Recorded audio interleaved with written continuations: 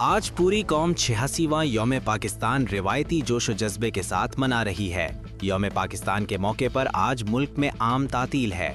یوم پاکستان کے موقع پر وفاقی دارالحکومت میں 31، صوبائی دارالحکومتوں میں 21 توپوں کی سلامی سے دن کا آغاز کیا گیا۔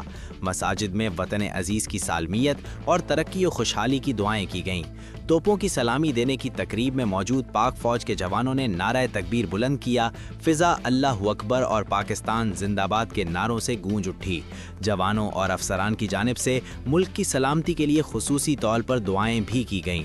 اس مرتبہ مشرق وسطیٰ کے کشیدہ حالات کے پیش نظر ملک سطح پر جاری کفایت شاری کے تحت یوم پاکستان سادگی سے منائی جا رہی ہے۔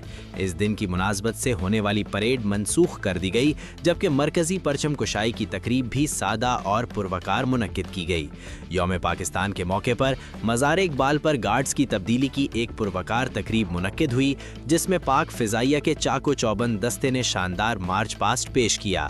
تقریب کے دوران پاک فضائیہ نے مزار اقبال کی سیکیورٹی کا چارج سنبھال لیا، جبکہ اس سے قبل سیکیورٹی کی ذمہ داری ستلج رینجرز کے پاس تھی۔